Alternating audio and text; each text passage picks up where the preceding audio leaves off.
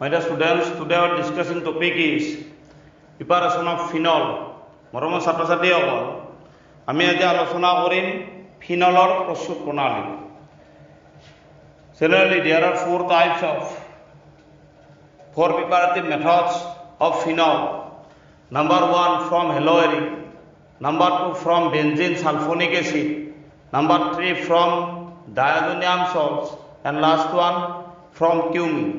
সাধাৰণতে আমি চাৰি প্ৰকাৰে ফিনল উৎপন্ন কৰিব পৰা যায় বা প্ৰস্তুত কৰিব পৰা যায়, যেনে হেলোৰিনৰ পৰা বা বেনজিন সালফনিক এচিডৰ পৰা, বেনজিন ডায়াজোনিয়াম লৱণৰ পৰা আৰু কিউমিনৰ পৰা।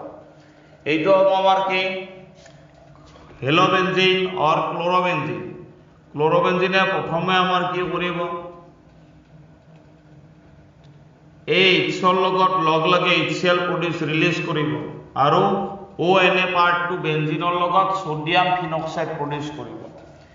এতিয়া ইয়া HCl ৰ লগত ৰিয়েক্ট কৰিলে আমাৰ Na+ আৰু Cl লগ লাগি NaCl- লছ কৰিব আৰু O- ৰ লগত H+ OH অৰ্থাৎ ফিনল প্ৰডাক্ট প্ৰডিউস কৰিব। এইবাৰ নেক্সট আছে আমাৰ from benzene sulfonic acid. Benzene sulfonic acid is a generally unstable compound, so it can be prepared by the reactions of benzene with oleum. Oleum means what? H2S2O7. This one oleum. ইয়াৰ লগত যেতিয়া react কৰা যায় তেতিয়া আমি benzene সালফনিক acid পাম আৰু এই benzene সালফনিক এসিডক প্ৰথমতে সোডিয়াম হাইড্ৰক্সাইডৰ লগত ৰিয়েক্ট কৰি আমাৰ যে প্ৰডাক্ট ফৰ্ম হ'ব তাক এসিডিফাই কৰিলে আমাৰ কি হ'ব, ফিনল প্ৰডিউস হ'ব। Next from benzene diazonium salt. This one benzene diazonium salt, but it is unstable, so it can be prepared by the interactions of aniline with nitrous acid. Nitrous acid means what? Mixtures of sodium nitrite plus HCl.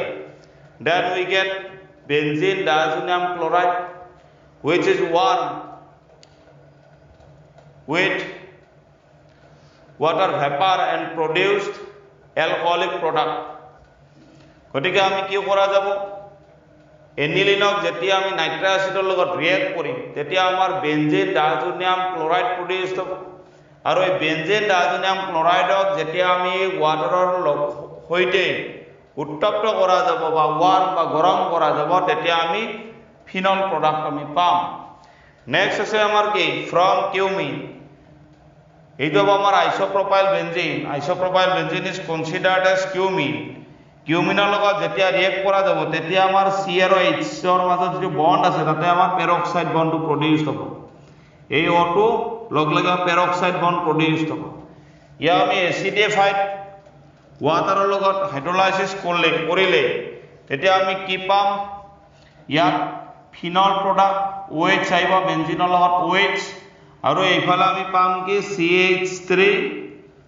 CH3COCH3 অৰ্থাৎ আমি এতে এসিটন product produce হ'ব plus আমি phenol product produce হ'ব। গতিকে এই চাৰিটা পদ্ধতিৰ সহায়ত বা প্ৰিপাৰেটিভ মেথডৰ সহায়ত আমি ফিনল প্ৰস্তুত কৰিব পৰা যায়।